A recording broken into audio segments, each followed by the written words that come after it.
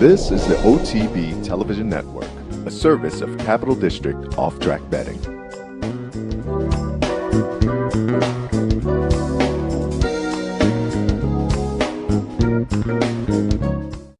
Live from the backstretch at historic Saratoga Racecourse, this is Racing Across America with Seth Merrow. Racing Across America is brought to you by CapitalOTBBet.com, the premier online wagering site in New York State. CapitalOTBBet.com. Sign up today. Pannell's Restaurant, a Saratoga tradition since 1922. 284 Jefferson Street, Saratoga, just minutes from the track. Thoroughfan, giving the fan a voice. Find them at thoroughfan.com. Woodbine Racetrack. Pick, bet, and cheer on world-class horse racing north of the border. And the new Capital OTB mobile app. Wager anytime, any place, anywhere. Download it free from the iTunes Store or Google Play.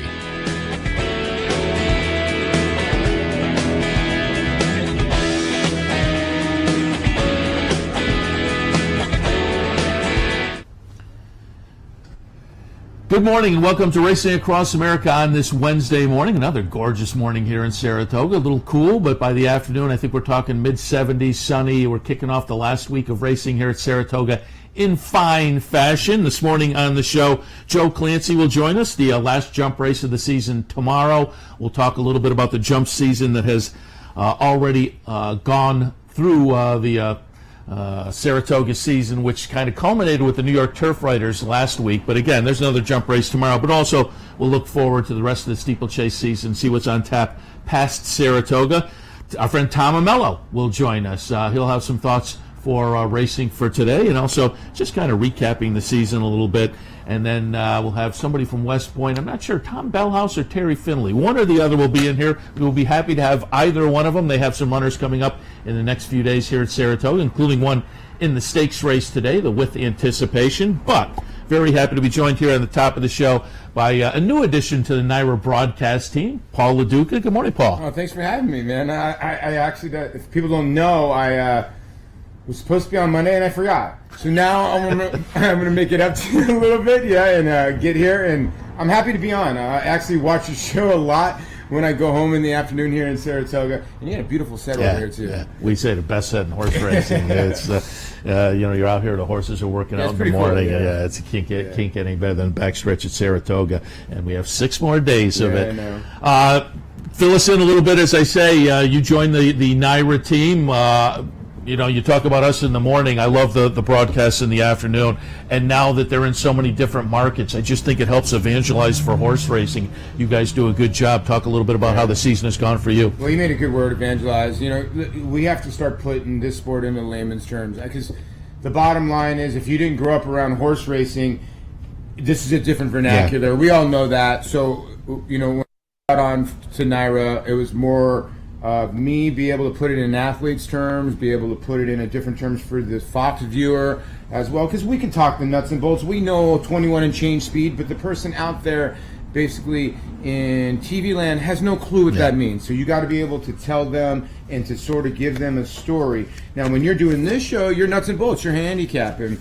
It's a little bit different, but still the people out there want winners, no matter what happens or what they look like on paper, whether this is the name of your son's dog or whatever. As long as they come home first, they're happy. Yeah, I always tell people, if you're brand new to the track, just pick a few numbers or go by the jockey self-show. Cash in tickets. Yeah. That makes everybody happy and hopefully brings them back to the track as well. Obviously, you had a career in baseball and played in the Mets, the Dodgers, a couple other teams as well. Talk a little bit about some of the highlights of the baseball career. Well, it was a lot of fun. I'm very, very blessed to be able to play 17 plus years. A lot of things. This was the one place I was able to go. When you play in the big leagues, you get a rare Thursday off, but you get a lot of Mondays off. So Monday was the one time where Saratoga would run or a bigger track would run. So we'd come up here on the Mondays, and this is always my favorite place to be. And baseball was my job. Horse racing was always my passion. I grew up around the racetrack with my father. Probably did a lot of illegal things, cut classes, and those kind of things that we all did when we were little. And then started owning them when I played, but always had a pulse on the racetrack. And then 10 years ago, I wanted to maybe get on the camera, do some stuff, and the next thing you know, boom, I never thought I'd be doing this. I did a little bit of baseball, a little bit of everything else. But, yeah, I mean, I think my baseball career helped me out a little bit when it comes to this because, catching for 17 years, I had to prepare. And I think a lot of people don't realize when you want to try to pick winners and take this game serious, you really need to prepare. Yeah, there's no question about that. And we'll talk a little bit about your handicapping nuts and bolts in a second. But first, I was down at the Andy Sterling radio show a few weeks ago when you were there, and I was laughing because you had a couple of stories that it was maybe a little playing going on while you were in the dugout, or at least in the clubhouse during games a couple of times. Yeah, you got to understand, when I played for the Marlins, so you had Calder, which is now the Gulfstream Park West, probably what? You could throw a stone. I mean, it was probably from here to the harness track, about the same distance. Yeah. So I would go over there till like 2 o'clock, and then I would come over to the stadium, place all my plays, put everything on TiVo, then go back home. It was TiVo back then. You didn't have DVR. I'd go back home and watch the races. But, yeah, I told the Giacomo story, which is a true story. So, long story short, I had bet pretty big amount on Giacomo from Mike Smith. And the Marlins, I was playing with the Marlins at that time. They had scheduled a day game that day. And I remember the Derby was like 5:32, and we were like right in the middle. And the guy tried to steal second. I threw the guy out, ran back in the dugout, and they were on the backside. Giacomo won. I'm going ballistic. I'm going nuts. Phones are ringing. Meanwhile, the phone that was ringing in the clubhouse was my buddy, because he thought I was on the field to basically tell the clubhouse guy, hey, Giacomo won. Meanwhile, he could hear me in the background going nuts, and that's when the clubhouse kid came up and said, hey, you might want to go outside. I'm like, why? He's like, the umpire's waiting for you. You're up. I'm like, what? It just shows you that when you win in this sport, when you're right, the exultation, whatever you want to call it, was so much. I just forgot we're playing. I'm in a big league baseball game getting paid millions, and I did not care. I was so happy I picked the winner. My buddy Mike Smith was on the horse. Yeah, that was a surreal day, something I'll never forget. I remember I went to the catcher. I'm like, listen, just have this throw the ball down the middle. I just made a lot of money on this race. This 6-3 is going to be the best 6-3. And I grounded out to the shortstop. I ran down the first like I was in heaven. And you toss in when it's a pick on a horse like Giacomo at $100. It's extra special. And doing a little research, I came up with an article, and I think you and I are in the same boat. The article said, what you enjoy about it is the puzzle. And I always say, as a kid, I love those brain teasers. A train leaves from Chicago, and what's the name of the person in the third seat? And I think horse racing is a lot like that. I love the puzzle, and the beauty of it is they load them in the gate 2 minutes later. You know whether you solved it right or wrong, and you get paid for it. True. You probably usually know like 20 seconds later where your horses are going to sit. It's just, to me, when I always handicap now, I try to handicap, obviously, where I think the horses are going to sit, and then see if the horses are good enough to go. You get jaded a little bit by certain horses, and they'll let you beat you. The one thing I've always learned is don't bet with your heart. Yeah. Try to bet with your mind a little bit. Obviously, you're going to throw in horses. I have a daughter named Bella, so I throw anything Bella because I'm just not going to get beat. Certain things like that. But you make a great point, and I've said this all along. Like I said, the puzzle. When you look at each race, it's trying to put the pieces of the puzzle together, and that's the intrigue of the horse racing. It really is for me. And then when the puzzle comes all together, there's nothing better than you're like, I'm right, you're wrong, because you're betting against other people. You're betting against the other public. When you're playing a sport, you're playing with other guys. You're trying to beat other teams. You're playing against a whole other world when it comes to this game. Yeah, that's the beauty of it too. Yeah. When you're right, it feels very. How did you become a racing fan? My father owned horses when I was a kid. I was a racetrack junkie, like 8, 9, 10. I was born in Brooklyn and then grew up in Arizona. So I cut my teeth at Turf Paradise. So my father owned horses, slow claimers. So I got to go on the backside, spend time with his trainer was Arlene Phillips. The crazy part is her barn was right next to Richard Hazelton. And then Scott and I became colleagues at TVG before I left, who's a wonderful kid. I mean, great guy. And so it's really real how the horse racing world is so close. Yeah. And I just enjoyed it. My first job was at AAA Ranch for Corey Owens.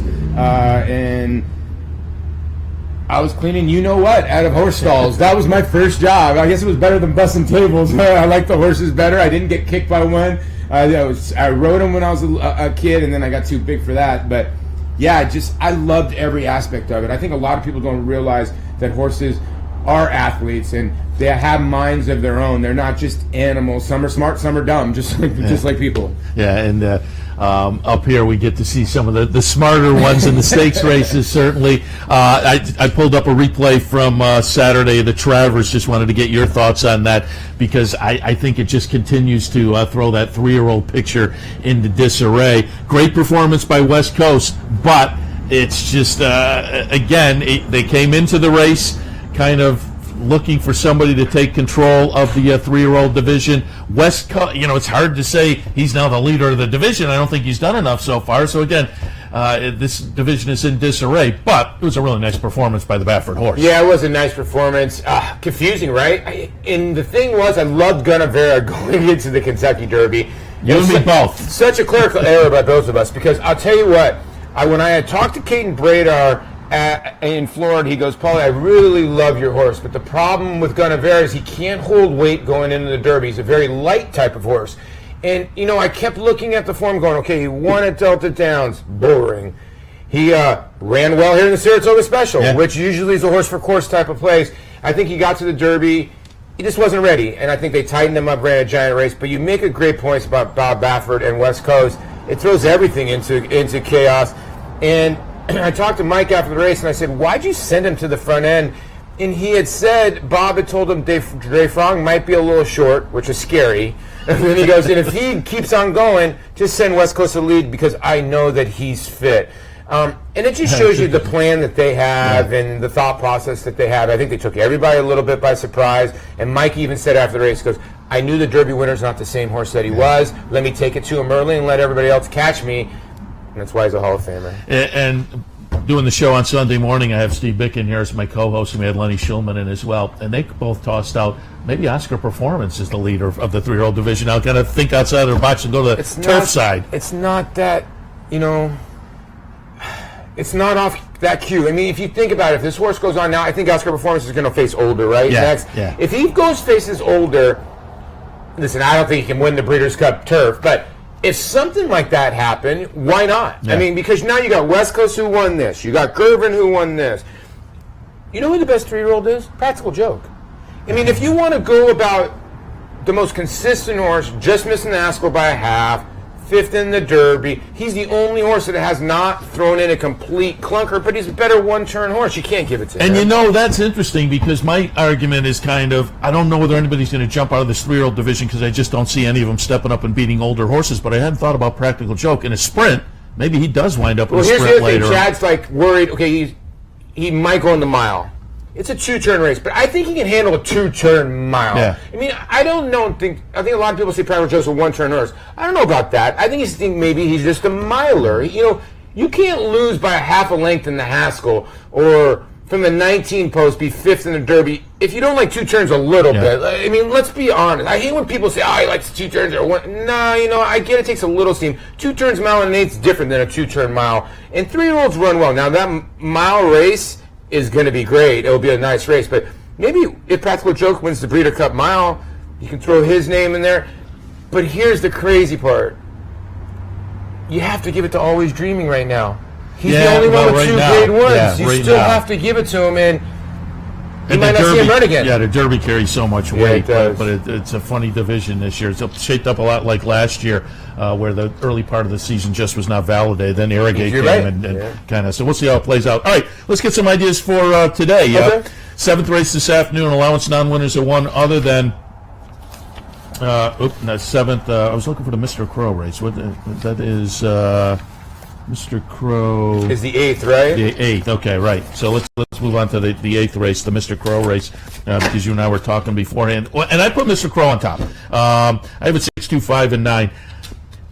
And it's just, can horses put together 2 incredible performances like that? I don't know, but I think Mr. Crow could maybe go back 10 points and still be okay. But the horse that is clearly the main competition is pattern recognition. So, what were your thoughts? Well, great minds think alike. I mean, I got 6, 2, 5, 9 right on the page, so that's good.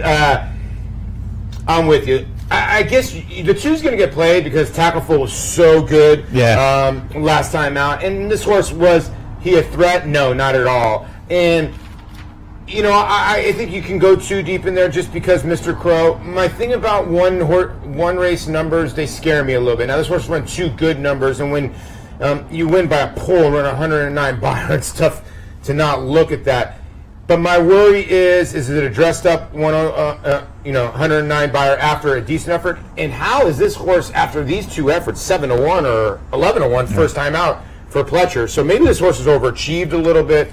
I'm with you on the 5-4 set as a third choice horse. It was in great form, loved the inner track, but Jeremiah Engelhardt has given this horse some time, and usually that means they're going to be very, very sharp. He claimed this horse from Bill Mott, gelded the horse. Horse has been a completely different horse since. And I will say, Manny Franco on board. Manny Franco is been riding well, yes. He's been having a nice meet. The big guys are up there in front, but Manny Franco's been riding well. The feature today, the With the Anticipation, grade 3 on the grass for the 2-year-olds. I always like this race at the end of the meet. I went 9, 11, 4, and 7. I had evaluated the first time out of the box, and I couldn't jump off. I thought it was a good debut effort. Maybe I have to step up a couple of points, but I think a few of them in here do, and they're at that stage of the career where that's not out of the question. Yeah. But we're going to have some of our friends from West Point in a little bit later on the show, and you like their horse in here. Yeah, I do. I like Untamed Domain, but I'm not going to argue with the evaluator. I mean, listen, they need to stop putting the New York bred as in, this horse is a New York bred facing open company, because that's out the door anymore. We have the ding-ding-dings, which are called slots now. So these have been going on for a while, and the New York breds have been pretty good for the last 3-4 years. And I'll tell you what, wow. Evaluator, I don't know who he faced, but he ran by that field like they were tied to a tree, and in hand. We just went around him. Yeah. So he's the horse to beat. When I had the race 8-9, 9-8, and somewhere in that area, and I thought Naughty Boy was okay first time out. I think you throw away his Sanford, the 2. I don't think that horse is going to be 20-1. But I think you got the right horse in Evaluator. He's not going to be 6-1 in there. It's tough to gauge Trumpy, the 10, because Bill Mott doesn't win first time out. They don't show speed. Yeah. And this horse goes gate to wire, so I don't know if the 10's going to run even more. The 11, I don't know how that's pronounced, Shoke, but that's how you pronounce that horse's name. Shoke. Then I was way off. When I watched, I was like, Shoke? I couldn't understand. I kept watching the replay going, where's Seaback? Where's Seaback? And his name is Shoke. So, but I'm with you. I like the 9. I like the 8 because the 8's last race was a good race. Horse overcame some issues.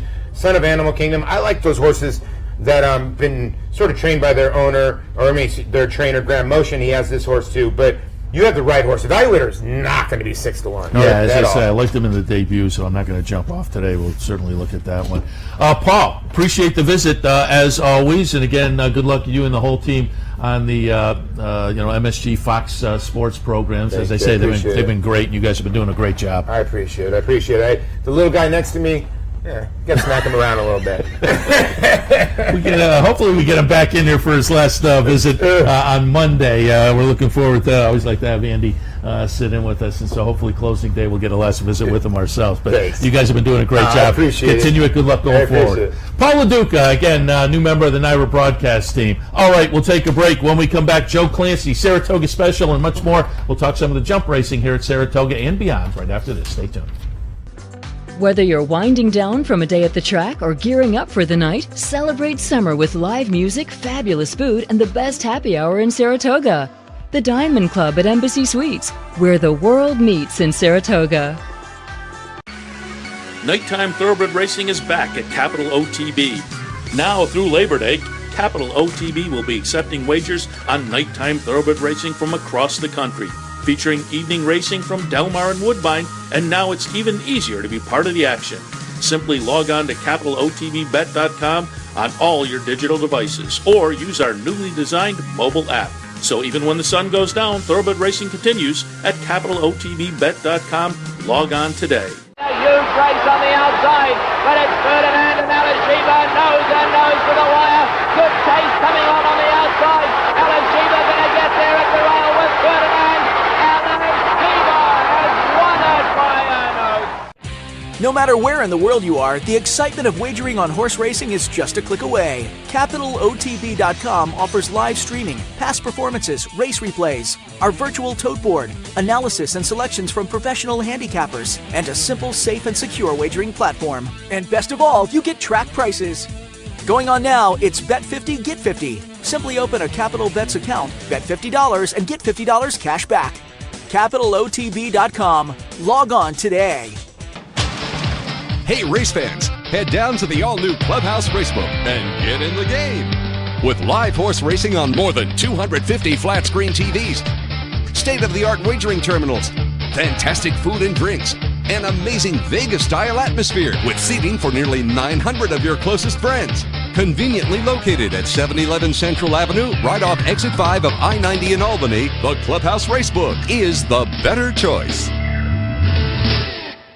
Relax with a signature cocktail or one of our world-class wine selections while enjoying indoor or outdoor dining for lunch and dinner. The Diamond Club at the Embassy Suites, winner of the 2016 and 2017 Wine Spectator Award of Excellence. This is Racing Across America with Seth Merrow.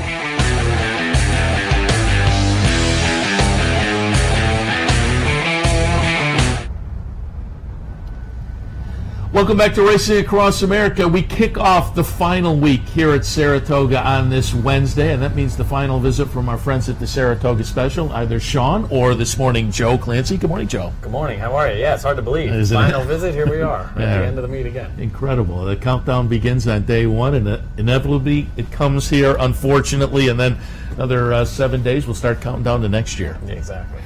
Give us a little recap update on how things have gone for the Saratoga Special season. I talked to Sean the other day and asked him, does the workload go up a little bit? Because I'm assuming some of the interns are moving out. Yeah. That means a little more work for you guys. Yeah, well, you'll see us doing a little more recaps over there the next few days. Sean, Tom, and I will be pressed into duty because Ben Gallins went back to college.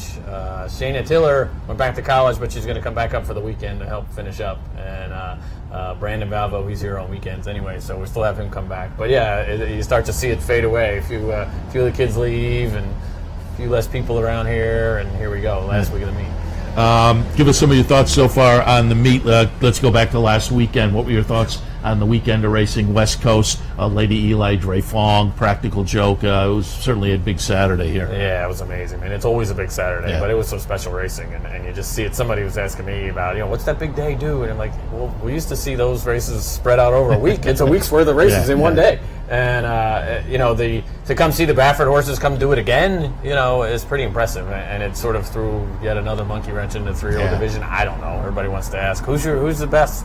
We don't know who's the best. The best might be Oscar Performance, really, as far as the 3-year-olds go. But there was great racing here. I mean, the Sword Dancer was very cool. The horse coming at the very end for Tom Albertrani and Sadler's Joy. Yeah, it's really cool. I mean, that was a great race, fun to watch. Lady Eli, obviously, everybody jumps on and roots for her. It's kind of cool to see. And she won impressively. Yeah, I know. You're like, how good is she? It's just great racing. I mean, and it's just one after the other, and you just line them up. Here comes another good group of horses. Yeah. And of course, the best way to follow them, Saratoga Special. Pick it up on track around town or online as well. This is horseracing.com. You can do it. Also, I will tout once again, and I've touted all season, but your handicapper's doing very well. And I'll mention our buddy John Shapazian, who I guess was a little dicey the first week or so. He was thinking, as he got off to a slow start. Well, that turned around. Yeah, it turned around. He was about 3 or 4 behind. He was fairly far behind early, and for him, off to a slow start. And then he was creeping in there, and he says, "I'm going to close like 4-0." He wasn't kidding. And he's rolled by now, so he's back in front again. And you know better than I do, but I will assume he's up near the top. I think I looked the other day, and I think the other day he was at the.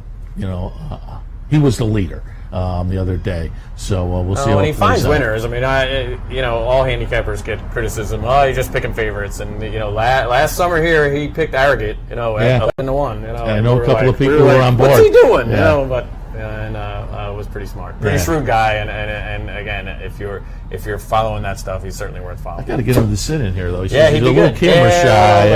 I got to pull him in so we can pick his brain a little bit, because I know he walks around, and I know some people I know say that when he walks by, hey, what do you like? And so he'll give out the winners like candy over there. See if we can get him in here to do it as well. How many issues are left? 4. So we've got Thursday, Friday, Saturday, Sunday, and then out the door. All right. Which doesn't seem possible. Yeah, really. It goes fast. You guys, of course, for years cover steeplechase racing with a dedicated publication. Now you're folded in to some of the other work you do, but we always get you in here to talk some of the steeplechase action. We'll talk tomorrow's season finale here, but before we do that, we want to go back to the highlight of the season last weekend. New York Turf Riders. We're going to watch the stretch run, number 6 Diplomat. We'll get it done at 17-1 over the 2-1 favorite Modem. Our man Jonathan Shepard, all the way. Jose winds up third in here. Still trying to get his winner for this year. But Diplomat, again, as I say, an upset. And given what we saw earlier with Swansea Mile in the Smithwick, I kind of like the 3-year-old scene. The steeplechase scene is a little bit up in the air. I'm supposing Scorpions are the leader right now? Yeah, I mean, based on what he did this spring, and he took the summer off, and if he comes back this fall as good as he was, he'll be very tough. And, this was a pretty good race. I mean, Turf Riders, to me, the 2 3/8 mile races we've had up here have kind of unfolded and been pretty formful or pretty decent racing in terms of horses making runs late, and you saw Diplomat do that. He kind of ran by him. The best part of him is he's owned by two brothers, Adam and Rich Newman, who they've got horses with Charlton Baker, and they've got flat horses basically. They claimed Diplomat up here 2 summers ago for $40,000 to have some fun in the steeplechasing, and they sent the horse to Bernie. Yeah, they sent the horse to Bernie and Kate Dalton down in Camden, South Carolina, and the horse has he's won 2 stakes for him now. He's won a Grade 1 at Saratoga, and For jump racing, it's very cool to see people cross over. They've had flat racing for years. Their father was an owner and a breeder going way back. The father passed away. They keep the stable going, and to see him have a jumper that does well. And when they claimed him, he went into Charlton Baker's barn for like a month, and so he's his biggest fan, and he ran him at Belmont under his name, and then he went on to Bernie and Kate, and it's just great to see. And he was third in Smithwick. They took the blinkers off. Bernie gave him a little different ride, kind of waited a little longer, and then he ran him down late, which was pretty impressive. Modem came back and ran well out of the Smithwick too, and then they were second and third in the Smithwick, and then they run 1-2 in the Turf Riders. So this is a husband-wife trainer jockey team? Yeah, Bernie and Kate Dalton. And Bernie used to gallop up here for Kieran McLaughlin years and years ago, and Kate used to gallop for Jonathan Shepard. And then they both they met up here. They went to Dubai together and worked over there, and then came back, and they have a little breaking training business in Camden, South Carolina. Trained some steeplechasers on the side. They've actually spent this summer at West Hampton Training Center in New Jersey. So their horses, again, they had 4 or 5 to run up here, and we can't ship back and forth from South Carolina to Saratoga. So they ran some stalls at the training center in New Jersey, and it's worked out well for them. The horses have run well. Yeah, Flying Elvis Stable. The ownership. Yeah, Adam and Rich, you have to ask them for where that comes from. But just to show what jumpers can do, came into the race with $186,000 in jump money, and so adding the well over $200,000 now. So classy horse, kind of fun to see him get a win like that. He's sort of been just a notch below the best horses, and to see him get a Grade 1 win here is a big deal. Yeah, it was fun. I love the jumpers, and so the 2 stakes races were kind of fun. Capped off again last Thursday by the New York Turf Riders. Tomorrow we cap off the jump season up here with a $70,000 handicap, 2 1/16 miles. I went 7, 1, 5, and 4. I put Giza on top. It's my man Jonathan Shepard. We'll see. I'm rooting for him. I'm going to kind of draw a line through that last one, obviously, where there was a problem, but I thought he was in good form prior to that. Went off at 5-1 last time with that race that the horse had a little bit of a problem. No wonder wound up second in that race, so I put him underneath. That's probably where the betting public will go. And then I used Orchestra Leader and Selection Sunday as well. But we'll see. I'll be certainly rooting for my man Jonathan Shepard to get the win. But what did you see in the opener tomorrow? Yeah, it's pretty wide open. I mean, you got 7 horses coming from a little different all over, really. You got some older, experienced horses. You got a horse like No Wonder, who's won a maiden race this year. And I like the way they rode him. They held him up last time and made a run, and he almost actually got there against a horse who's way more experienced than he is. I landed on. I don't think Giza's as good as some of the Jonathan Shepard ones we've seen over the years. He might not have to be to win this because it's not that tough, but I went back to Jack Fisher. I'm hoping Selection Sunday runs back to some of his better efforts, that you go back into his form. And then Strongbox comes up for Bernie and Kate Dalton. Their horses have been running well. He has not run yet at the meet, and thinking they, hopefully we're saving him for one, and then No Wonder. So I went 4, 6, 1, but again, it's pretty wide open, and the pace will be interesting to see what happens. Orchestra Leader usually runs up front. So does Balance the Budget. Hard Rock 11 does that as well. Hard Rock 11, last time he ran, kept jumping way out to the right. And if he does I remember that. I don't know what, if they fix that, he could be very tough because he's won here and he's won at Belmont. I think people just, now the other riders know him. You just sit in behind him and you go up his inside as soon as he does that. Anyway, I went back to Jack Fisher, and I think he's a better horse than he showed last time. And hopefully he stays at, I like the 5-1 morning line. If he stays like that, we'll be in good shape. All right, and fill us in on what is next on the steeplechase calendar, where they move from here. They're down at Belmont at some point, correct? And then Fairhill. I always get that confused. Far Hill's in New Jersey is the big highlight of the fall. I mean, it's an $800,000 day, $400,000 feature race, and probably get some Europeans over. Scorpion-Answer will come back out. Scorpion-Answer skips the summer, or horses like Scorpion-Answer skip the summer because they'd be hit pretty hard in the handicaps to come running the Smithwick and the Turf Riders, and you just maybe you're going to mess your horse up for the bigger purses in the fall. They do go to Belmont September. It's a Thursday. I think it's the 23rd of September, maybe. And for 2 races, a novice stake, and then a Grade 1, a Lonesome Glory. You'll probably see Diplomat and some of those horses come back in that for sure. And again, Scorpion-Answer kind of leader at this point for the Eclipse, but that'll get decided. Yeah, nobody's won 2. Nobody's won 2 major races, so I think it's kind of there to be there for somebody to take if we have 3 Grade 1s left. Yeah, so there are Lonesome Glory. Actually, just 2 Grade 1s. 2 Grade 1s left. So right. The big one at Far Hills will be the biggest, kind of target for those horses for sure. For what I told, that's a nice party. Yeah, definitely. And you couldn't say it. Obviously, if you're going to Belmont that day, fine. But if you're looking for a day out or something to do, the races at Far Hills, New Jersey is a great time. Big tailgate party, a lot of people, big crowd, and really good racing. It's kind of like a Breeders' Cup type day for steeplechasing. It's the best maiden race of the year, the best open stake of the year, the best novice, and they just kind of, it's a great day out. And I assume really coverage on thishorseracing.com. Yeah, we'll be following it, and we'll be there. I think actually that day, I think I have to go to Maryland Million, so we'll leave the Far Hills to Sean. So, like everything in horse racing, stuff ends up on the same day a lot. So, if you're looking around, if you're not too far from Far Hills, you can actually take a train from the city and get there from New Jersey Transit, and it's definitely from up here. It's got to be an easy ride. Yeah. So, and I'd love to go down and take it in because you keep hearing good party down there, as I say. But if you can't make it, check out thisishorseracing.com. Don't forget, pick up the Saratoga Special on track around town. Go to the website, thisishorseracing.com, archived PDF versions. Sean, we appreciate you and Joe stopping in throughout the meet, giving your insight. You'll be on tomorrow with Andy, right, for the first race? Yep, we'll be on there again, trying to suss out trying to get one more winner before we go home.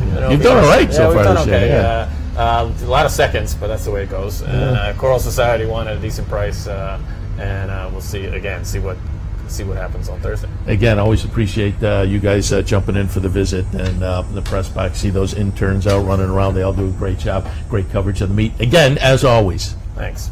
Joe and Sean Clancy, Saratoga Special. Again, you have a few more issues to pick up. All right, we'll take a break. When we come back, Tom Amello's in the house. I see Tommy Bellhouse out there as well. So we'll talk a little recap with Tom, and then we'll have Tom again at about 10:45 to talk a little West Point. Again, they have a horse in the feature race today. All of that right after this.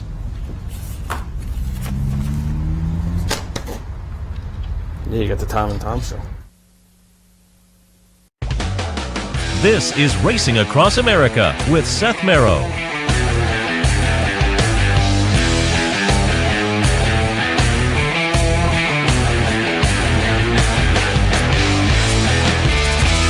I'm Mark Cassano. Join me Saturday mornings at 10 for Down the Stretch. We'll inform, analyze, and welcome in the biggest names in racing. So join me Saturday mornings at 10 for Down the Stretch, right here on the OTB television network. What if there was a way to become a better horse player, to have a better knowledge of the game, to be more successful? What if there were a way to take what you've learned, what you know, and make better decisions, better choices, to know how to connect the dots? In horse racing, knowledge is a powerful tool, but not the only tool. Race results and replays, past performances and live streaming, wagering from all your digital devices. These too are important tools, and you'll find them all right here at Capital OTB. Capital OTB. Become a better horse player. I'm Steve Beck. And I'm Seth Merrill. Together, we're Loose on the Lead on Capital OTB, Sundays at 10 a.m. Why should they watch, Seth? Sit down on Sunday, have a bagel, get some great racing conversation. Cream cheese only, no jelly. Sundays, 10 a.m., Loose on the Lead, Capital OTB.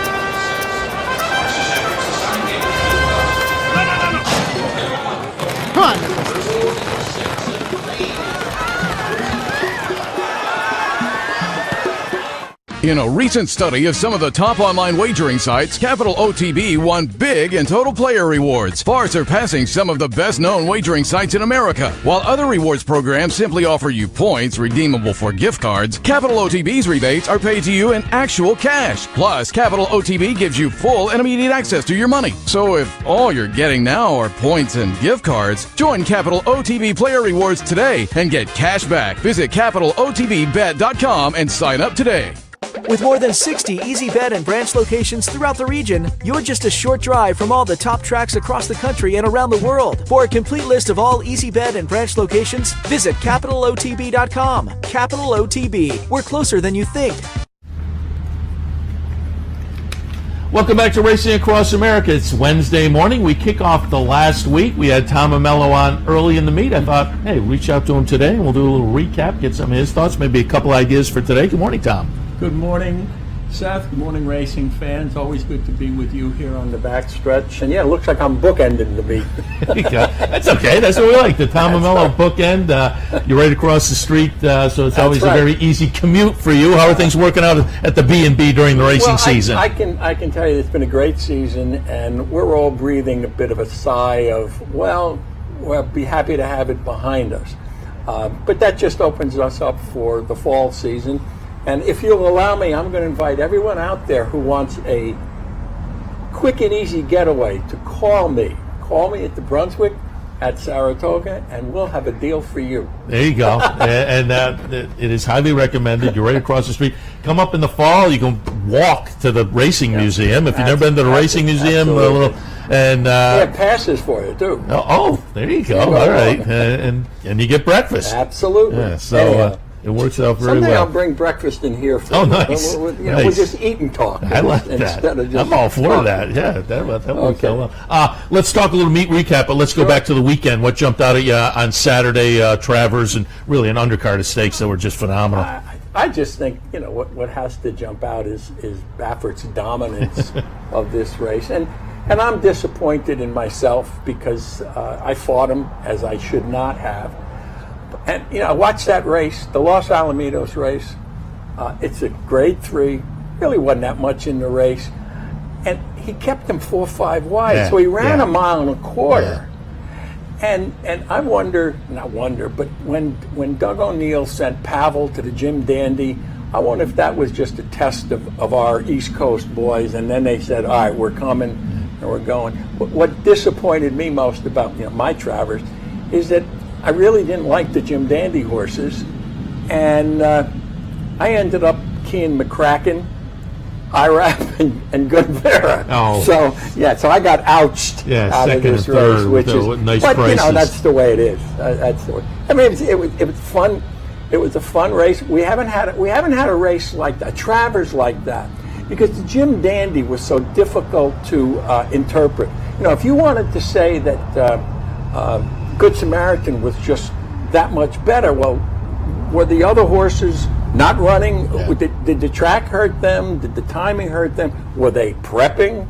It was really, really an interesting race. And Haskell, Gervin and McCracken, they ran well. Was that a little closer favoring race? That's the one. And McCracken, by the way, Carl Nafka, you've done a great job. I'm going to give you a track fact salute. But Ian Wilkes hadn't learned it, if you will. And I mean that only in jest. Because, Mr. Wilkes was part of the NAFSCA's team and those mile and a quarter wins in the Derby. And so we're waiting for McCracken to make the move. I think we're going to see him in a mile soon. Yeah. And speaking of the shorter distances, Paul LaDuca was in here earlier, and we talked about the 3-year-old picture being in disarray on the weekend. We mentioned maybe Oscar Performance, think outside of the box in the turf division. Maybe he steps forward. And I thought about LaDuca tossed Practical Joke in the mix, and if he could step up in a sprint and beat older horses, maybe he comes into the conversation. Yeah, it's a muddied and muddled, which will only spark controversy or controversy, as they say, about the voters and the votes. And it's going to make for a really fun Breeders' Cup weekend. Absolutely. All of this, Arrogate and what happened to him out in Southern California. I think, again, the Breeders' Cup weekend in the various divisions is going to be a lot of fun. We're fortunate that this crop stayed healthy. Oh, well, that's true. We're really fortunate about that. And that helped to play into what you say. This was a different kind of Travers in that a full field, the favorite 7-2. Yeah. So it was, as a betting race, it was a great event. Yep, especially, you had the opinion. Anybody and everybody who keyed West Coast, I don't think that was, I was just silly. So, $14 on that horse was pretty good in right. retrospect. And unfortunately, we can't bet in retrospect because it'd be a lot more fun that way, I guess. But, time travel, that's what we need. That's not the way. Come back from the future. Yeah, not the way it works. What else stood out to you at the meet? Just overall, you're right across the street. I'm sure you guys did great business, and I think it's been great. 47,000 on Saturday. The weather's been great. Yeah. We had a great Alabama that also was a betting puzzle, and I think the stakes action throughout the meet has been very good. And as is typical at Saratoga, the 2-year-old action's been fun too. Yeah, I'm going to say that for most of the days at the meet, the fields have been full, and the racing and the betting has been competitive. I think that if there's anything that stands out, it's the problem or the puzzle of figuring who's going to make the lead in some of these turf races.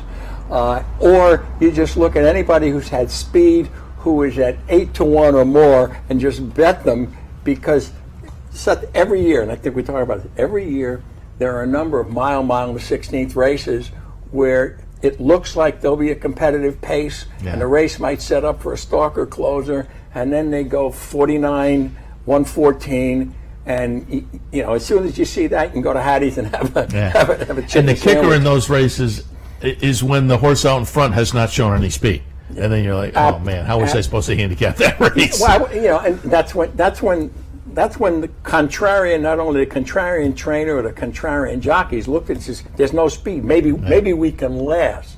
No, it's those are frustrating parts of the handicapping puzzle and variables over which we have no control, which is why, as we always say here, when you're right, you got to get paid. And I'm going to give you a Tom Amello, Nick Kling track fact salute because you got paid on Monday. I will admit, Monday was quite fun because I was in.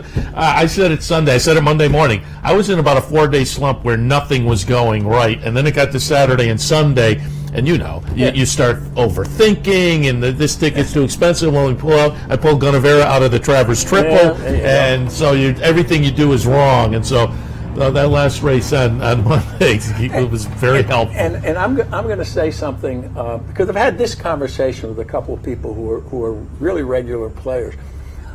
Your horse getting up at that number with hieroglyphics in the race before, and 7-1 or $7 or $10 horse made for some big numbers in pick 4s, pick 3s, pick 5. And one of the frustrations I think people have had or players have had in the picks is that you can find a long shot or a good priced horse, but occasionally they get sandwiched between a 2-5 and a 4-5 Pletcher Brown, and you just don't get what you like to get. Now, you can't predict that, but a lot of players need those big hits to keep going. And when the 4-5s are just so dominant, sucks sometimes the life out of them. Sucks the life. I like that. No question about it. And I'll just before we go on and get a couple ideas for today, because you alluded to it a second ago, I'll refer to one of your maxims, because I think we have a lot of players who have been pulled into the game by the allure of Saratoga over the past few weeks. And your 2x4 horse. I think that's something people always have to keep in mind. I refer to that a lot when I talk to people. You cannot let a horse get away that you like at a price. Don't be one of those people who says, I played in the exact and it came in and paid $18. How come I didn't have anything? Yeah. And then that's your old 2x4 horse. If I don't bet on this horse and it wins, will I hit myself with a big thick stick? And if the answer is yes, you just got to throw a couple of bobs in there. Yeah, I agree with that completely. All right, let's get a couple ideas for this afternoon. We'll have a little meeting of the minds here. 7th race today. Allowance. Allowance now winners and one out of that. Mile and 3/16 on the grass. I went 6-1, 3 and 7. I put Durable Goods on top for Chad Brown. I don't think this horse, is a super standout. And I said when I handicapped this morning, Palinodi, the 3, I may regret putting that one down in the 3rd spot. I did it just off the layoff, but this horse may just run away from this field. I put the 1 in between those, but I had it 6-1, 3 and 7. What did you think in the 7th? Well, in the 7th, I had it 3, 7, 9, yeah, see the 3. And 5. Yeah. I took the 3, but there's a problem or a concern with the 3, and that is that Clement is terrific off these long layoffs, but primarily that's with the horse first time out of Europe. So this will be second time. He obviously needed that race, and I think he classes up here. He's strong on numbers, and he's 8 for 16. 8 for 16 off the long layoff. So that's pretty good. The 7 horse in here, and actually I ducked both of the Chad Browns, which is probably disastrous. They were solid winning their debut races, but not really dominant. And Durable Goods, I would agree with you, is probably the stronger of the 2. But he's going to give 4 pounds to Palinodi, and for some people that's weight, or if he gets an inside trip, it could be the difference in the race. The 7 Flower Valley, I just think this is a forward horse. He's got tactical speed, doesn't really need the lead, cutting back a little bit in distance, and it's Graham Motion, one of my favorite trainers. So if he runs that same race or a little better, I think he's going to be there at a reasonable price. And the 9 is Tisbury.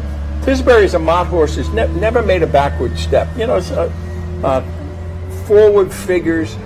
Again, he's got tactical speed, which you need. Castellano's off, and the go-to jockey's back. So I think there'll be some value there. And as always, if the Browns are short price favorites, you may have to save with them top or bottom. The horse that I wanted to use but didn't use is the 11 Barrel of Dreams. We were talking a few moments about speed. This is not a bad horse. Yeah. He's not a bad horse. He hadn't been the distance, but Manny Franco's an aggressive jockey, and Charlie Baker's having a tremendous meet. As is Manny. So 379, I think. I may regret not putting the 3 up higher than I did. The feature race today, the With the Anticipation, a mile and 16th on the grass for the 2-year-olds. This is always a fun stake at the end of the meet. I put Evaluator on top just because I used this horse in the debut. I thought it was a fabulous debut effort. Probably has to step it up a couple of points, but not much. And I think off of that debut, Evaluator still looks good to me at what may be an okay price. Went off at 9-1 when I used the horse in the debut effort. We're not going to get that, certainly, but hopefully there's some other opportunities that'll take some money and we'll get something. But for me, Evaluator on top, 9, 11, 4, and 7. What did you think? We're in trouble. They're in trouble. All right. Yeah, I thought Evaluator was impressive. I mean, that was just what my old friend Parley Phil used to call a BMW. He's a big maiden winner. Ran off and hit. I like that. It's a good. I really was against the 10 Trumpy. I picked against the 11 Seaback, the Pletcher, who was second. And Todd Pletcher really doesn't have great stats moving turf to dirt in these 2-year-old races. He wins, but he doesn't dominate. So I had it 9, and I took the 7 Mac Tree, the Cassie horse. He gets a lot of 2-year-old turf winners going roots up at Woodbine. So he knows. Excuse me, folks. He knows who he can stretch out. This horse did win, but he knows. and it had a little trouble in its last race, and the pace of that race, or the race flow, wasn't that strong. And this one, gained ground and ran away. So I think that he'll be okay. And I took Tommy Bellhouse's horse here, Untamed Domain. Yeah. Now I'm not allowed to pick a West Point horse on the top. Because the weight of Tom Amello and Track Facts is far too much. So Always Dreaming won the Derby because I wouldn't touch him. I didn't touch him in the Dandy. He didn't win, but it wasn't my fault. And so I really think that Untamed Domain really ran a good race. The number came up slow, but he was bottled up inside. And also, they're all kind of shopping for better numbers. Yeah, so. I give you a. I was at the track and at the clubhouse screen when this horse when they ran this race, and they must have had a contingent of 40. Were you there? Were you there? They always do, though. But they had a contingent of 40, and so they're watching, and he's buried on the rail, absolutely buried, and angles out, finds room, and you'd have thought you were watching Babe Ruth hit his. It was amazing, and I'm really disappointed there was nobody there with a video to video, because the enthusiasm that the West Point crew display about the game is something that I wish Terry could bottle, because if he could bottle it, he can make a fortune selling it. Yeah, that's the beauty of these partnerships. The social aspect is a lot of fun, and when you get a win at Saratoga, even better. We'll see if you can get a win with a couple of your thoughts. I like the one in the feature, because that's all right. we're on the same boat there. But Tom, we appreciate the visit. Again, right across the street, the Brunswick Bed and Breakfast. You can check it out online. You can check it out online as well. So good luck the remainder of the meet. Thank you. I love setting the table for Tommy Bellhouse. There you go. Tom Amello, our buddy, again, had him early in the meet. A little recap late in the meet. We'll take a break. When we come back, Tommy Bellhouse is here from West Point Thoroughbreds. They do have the horse in the feature. A couple more coming up as the meet heads out the door. Stay tuned. All of that coming up. No matter what you're craving or when you crave it, we've got plenty of options for you. Whether it's a hearty breakfast, light lunch, or relaxing dinner, our full-service restaurant and bar will satisfy your every taste. The Diamond Club at Embassy Suites, where the world meets in Saratoga. Nighttime thoroughbred racing is back at Capital OTB. Now through Labor Day, Capital OTB will be accepting wagers on nighttime thoroughbred racing from across the country, featuring evening racing from Delmar and Woodbine, and now it's even easier to be part of the action. Simply log on to CapitalOTBBet.com on all your digital devices, or use our newly designed mobile app. So even when the sun goes down, thoroughbred racing continues at CapitalOTBBet.com. Log on today. Hey race fans, head down to the all-new Clubhouse Racebook. With live horse racing on more than 250 flat-screen TVs, state-of-the-art wagering terminals, and amazing Vegas-style atmosphere. The Clubhouse Racebook, 711 Central Avenue, Albany.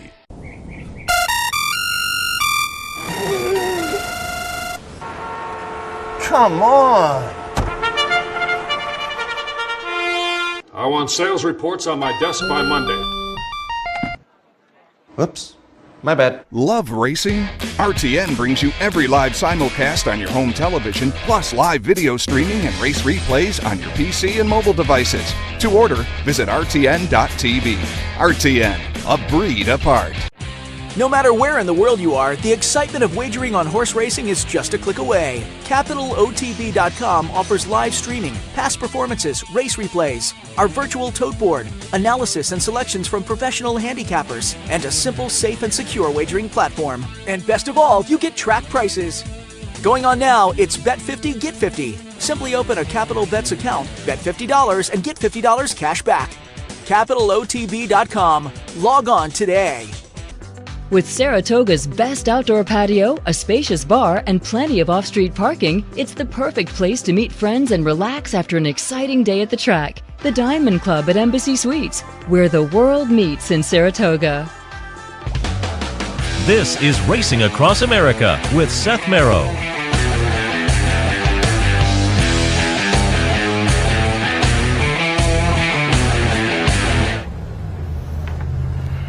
Welcome back to Racing Across America as we wind up the show. Really happy to be joined by our friend Tom Bellhouse from West Point Thoroughbreds. Good morning, Tom.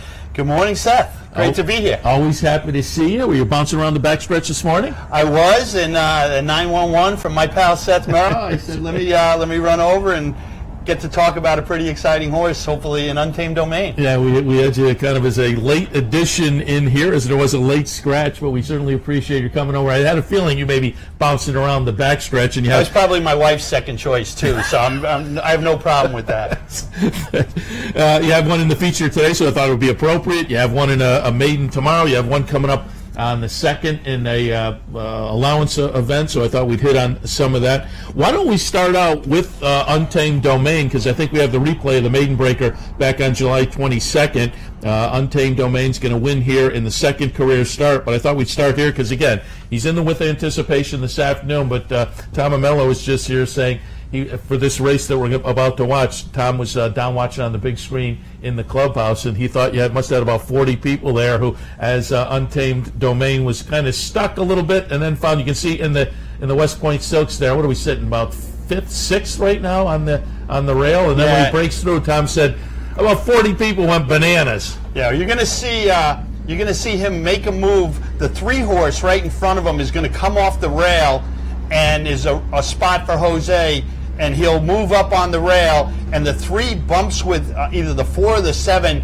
and ends up back in the path, right back in the path of us. So all of a sudden you'll see us moving forward. He sees a hole, and that hole ends up closing, and you'll see him snatch up, I think, right about here. And you talk about a groan of 50 people simultaneously, and then right here you're thinking, okay, let's just make a little run. You're very disappointed, but he gets clear, and there's the fractions were very soft, 114, and right here all of a sudden you're going, not possible. And he shows a turn of foot and an explosiveness that when he actually hits the lead, if you slow it down, his ears are up, and he's like, hey fellas, where is everybody? Come on. So he gets the lead, and he kind of slows up a little, like, oh, this was fun. So anytime you have a horse like this run at Saratoga, so young in its career, and it's trained by Graham Motion of Animal Kingdom, a horse that we bought as a yearling, nothing but excitement. And Graham basically put a circle around the with anticipation that week, and he's been here the whole meet. He didn't go back to Fair Hill. He stayed up here in Saratoga, and if you can't be excited to run in a graded stake at Saratoga with a 2-year-old, you should get out of the game, because we have partners who've flown in from all over the country. I had 2 guys, one from Seattle, one from Reno this morning out here, 2 guys from Newfoundland. Just an incredible local presence too, Albany area. That's why the big screen was so crowded in the debut. So we're hopeful. We know there's some really tough horses in there. Michael Dilger's horse was unbelievably impressive. Yeah. Todd has won this race a number of times, but we're real excited about our horse, and hopefully this is another stepping stone. Whether it's we get the job done today or we'll move on, but we're very excited about this Animal Kingdom. Yeah, I don't blame you. I mean, off of that effort, again, with that kind of trouble to make the move, and at the 8th ball is still kind of a questionable thing, and you see that in the Maiden Breaker in the second career start. Very impressive, and also it's worth noting Jose sticks. But do you think he had a choice? Wait a minute. Actually, a little sidebar. He gets off the horse. Everybody thanks him, and he's walking to the scale, and he's carrying his tack, and I go over to just walk over with him and see if he had any other comments. And he looks at me, and he just says, "That's a good horse." And they don't say that to you very often. I've been chastised by jockeys walking away from the scale in years past. So most notably, Rajiv Miraj has been known to give me an earful on occasion when he's not happy with the horse. But this was just the opposite of the case. Yeah, that's nice. Excuse me. Let's go to tomorrow, because you have a nice little first-time starter in the 5th race tomorrow. Cause for Celebration. Picked him up at Ocala this year in April. Tom Morley trains, first time out of the box. What are you looking for Cause for Celebration? Well, a horse that we're real excited about. He's been training very forwardly. Hasn't really missed a beat since we bought him in April. He spent a little time at Eddie Woods down in Ocala and made his way up to Tom. Just moved progressively forward nicely, and I don't know if he's one that we think is going to win first time out, but he is trained very forwardly. And, I know Rick Violet has a horse in there that ran earlier in the meet that was super impressive. But I think you'll see a good showing from this horse, and going forward even better. I think Tom Morley's not really known for having him cranked out first time, but a horse that we think will be a nice New York bred. We've had some wonderful New York breds over the years, and Mr. Fantasy and Reread the Footnotes and Awesome Vision, and most recently Empire Dreams. So if we can have another nice horse, sound horse in that division, and even why not nice hard knocking New York bred that we have. So we're happy to play in that New York bred division, and anytime we can. And this horse is really put together. Anybody sees him in the paddock, they'll go, really thick. Noble Causeway, a little under the radar stallion, but Tom's had a few of them training for Mr. Riggio. Oh, sure. So so it was obvious choice to send this horse to Tom. I'm looking. Untamed Domain came out of the Keeneland sale last September. Cause for celebration. April down at OBS. Give us some of the philosophy of buying horses for West Point Thoroughbreds. Well, we look to buy the lion's share of our horses at the 2-year-old and training sales. We feel that that's where institutionally and systematically we are strongest. That being said, we'll always try to buy between 5 and 10 yearlings. When we go to the yearling sale, you'll see us be a little more demanding on pedigree.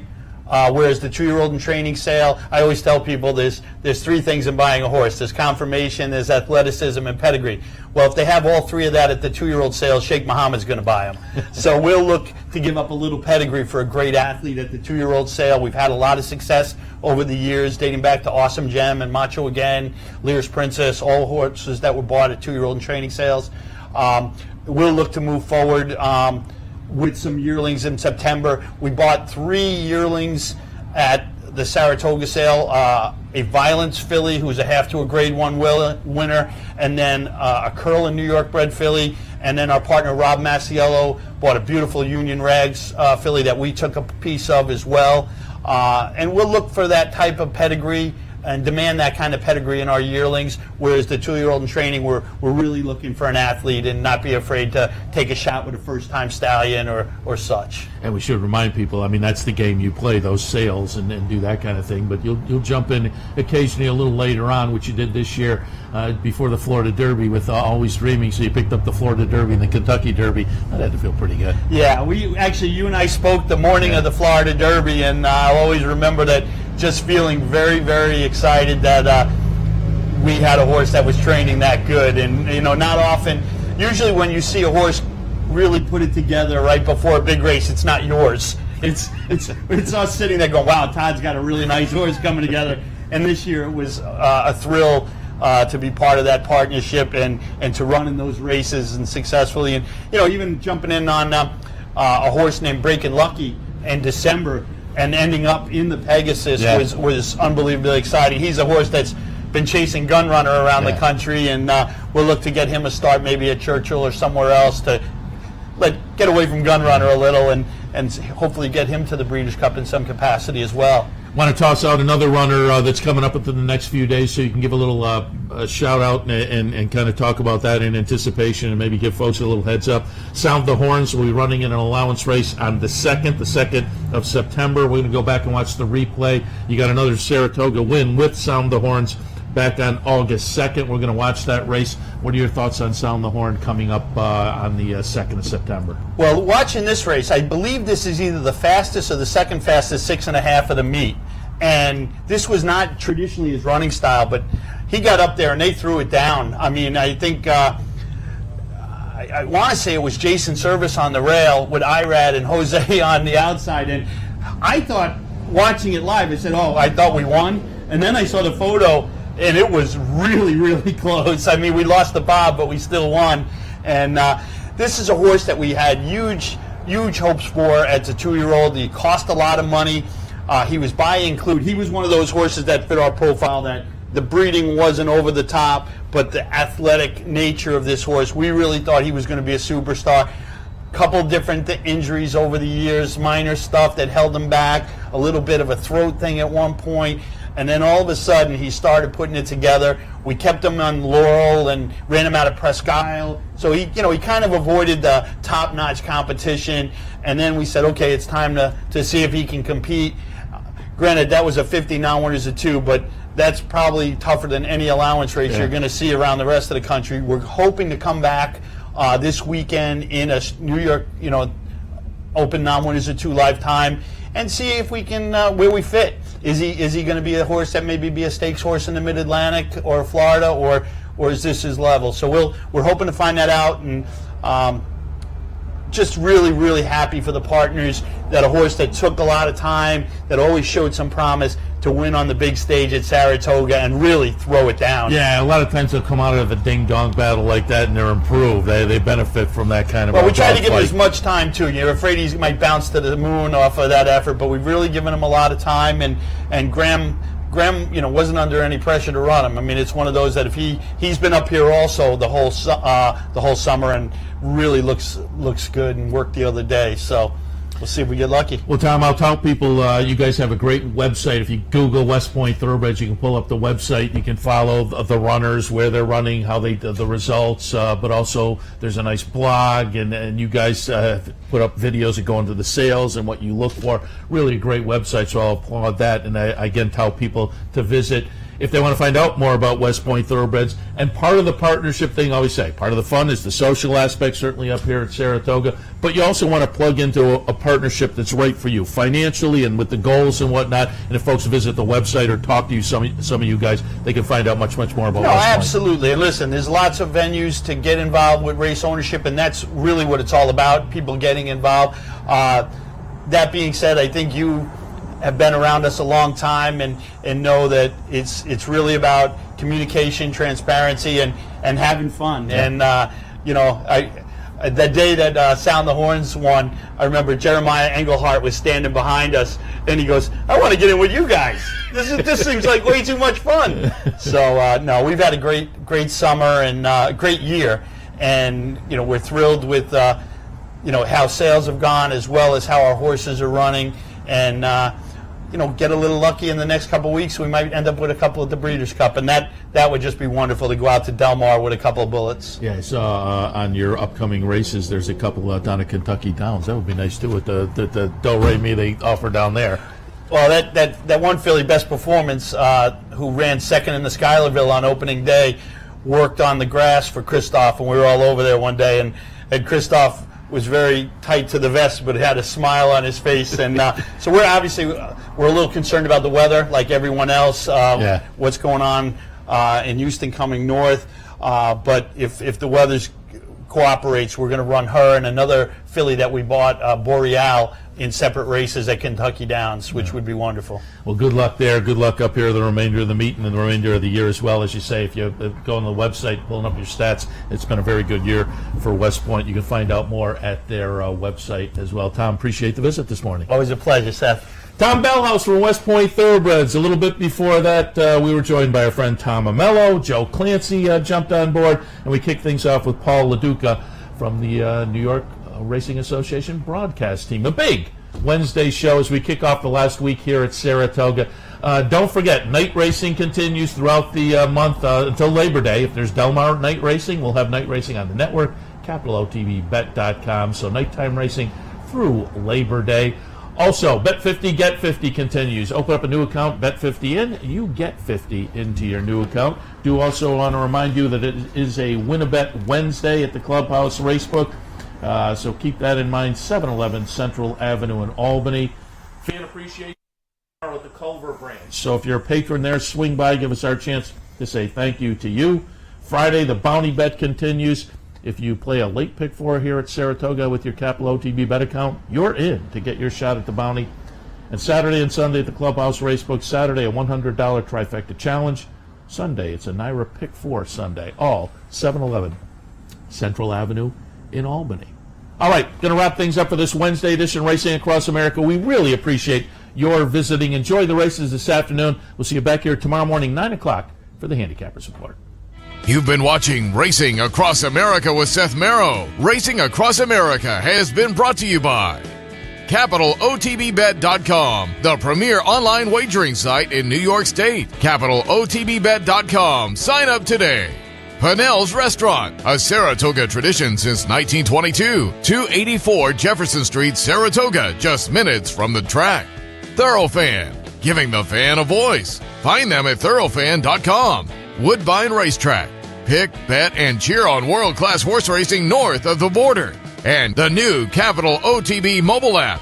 Wager anytime, any place, anywhere. Download it free from the iTunes Store or Google Play.